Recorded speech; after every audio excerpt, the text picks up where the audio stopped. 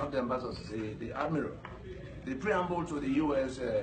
Constitution and how it came, and we compare it with the preamble to the Nigerian Constitution, we dress back, we will see what is wrong with Nigeria. I believe Dr. Avaroji touched on the point of the foundation that is wrecked. The definition of democracy he gave: government of the people, by the people, for the people. Those three legs is like the foundation of a house. Imagine you go to New Orleans to try to set up a house. The foundation that has to be concrete, the vertical column, and the roof. If you neglect the foundation, whatever you put on the vertical column will never get to the roof. That is the problem Nigeria has been trying to fix. And in 2007, that very problem of the preamble that lied that we the people have, made a constitution like the Americans discussed, even if it was in a battlefield. They arrived at some agreement, and that agreement has, stood the test of time. We have a situation in which, in that definition of government of the people, by the people, for the people, that first leg was first imposed by the colonial authority that came to lump everybody together to call them Nigeria. There was some discussion up to 1960 where the independence came.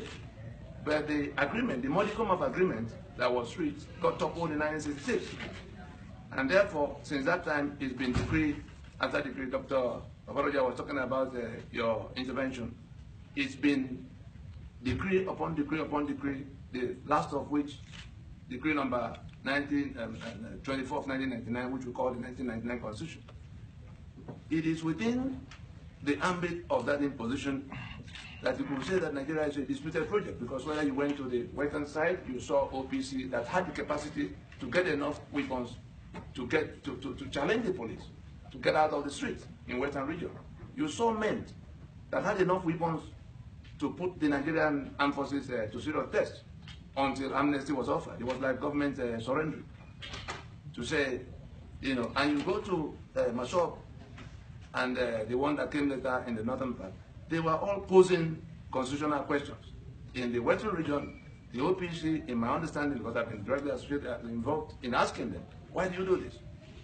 The OPC was asking why the internal security arrangements of the territory of 55 million people, that will be more than 10 states in the northeast of the US, is left in the hands of strangers that do not wish them well.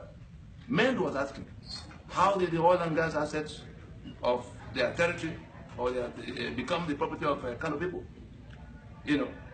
All kinds of things. Therefore, our intervention at home had been to bring the matter from the streets under a roof, to say, let us go discuss this matter. Let us accept that South Africa did, because what we have to deal with in Nigeria, whether anybody accepts it or not, is no different from what Frederick de Klerk and co. dealt with in South Africa. Apartheid constitution that was imposed by a minority that seized the assets of the majority. They were doing elections every 5 years, but it wasn't democracy for the owners of the land. And whatever you did, those for whom it wasn't democracy were doing the opposite, until the society was about to collapse on their head. And Frederick de Klerk, having been elected under the apartheid constitution, had the wisdom to say, gentlemen, we now agree that it can't be a society of master and servant forever. Let us sit down, work out a new foundation. They had a parliament. It wasn't by amendment that they killed the apartheid. I will take only 5 bits from the constitution that cannot, because all this shout about change that will come, the constitutional impediments, the things that will make sure that those changes will not come, are there in black and white. And no matter how well-intentioned the new administration will be, the reason why we didn't get it right in 1960 will repeat again.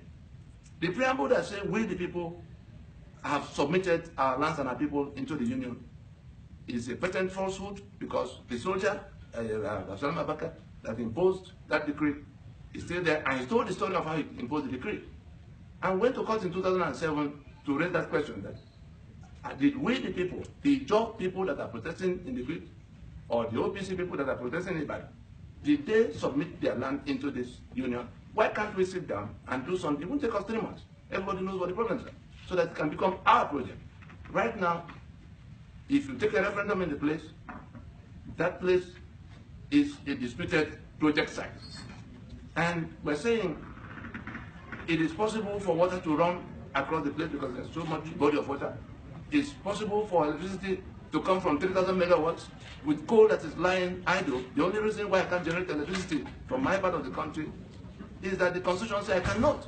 Imagine if somebody were to sit in one corner of Maine and tell the people of California that the right to generate electricity has now been sequestered, or tell Texas that they have no further right on the oil and gas assets of Texas. That's the kind of thing that has happened in the place. And they are easy to fix because we had an understanding at the beginning to be one country when each region was in control of its affairs. So that you settle what you want for education, settle what you want for healthcare. Today all those things are not there. And we are saying that no matter what anybody wants to do, if that matter of that preamble is not settled, the title document by which Nigeria is sitting on the entire territory is disputed, and we've gone to court to say it's a forgery because somebody did it and said, I did it. You forged my signature and put on a document that seized my assets, and I'm shouting and crying. All you do in response is violence and more violence and then more violence. And we say it is possible to save. We are celebrating the democracy at a Nigerian election.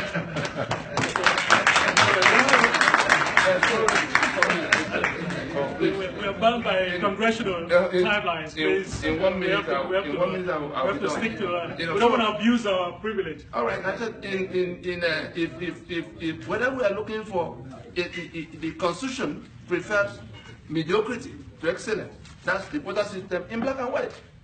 The corruption that everybody is shouting they're going to fight, the Constitution gives the spare key to the Treasury, to the executive branch. They account for it only when they leave office. There's nothing you're going to do about that unless you remove that provision. So if you don't dismantle the 68-item exclusive list that only the federal government has the right to do this and do that for everybody, you're just wasting your time. No investor in his right mind is going to take $5 billion of other people's money to go to stake in going to erect electricity that is at the pleasure and disposal of somebody in Abuja who may change tomorrow, and then that investment is in disarray. So we just say that we have to do something to protect them. Thank you very much. Okay. Please, let's keep the remarks very brief because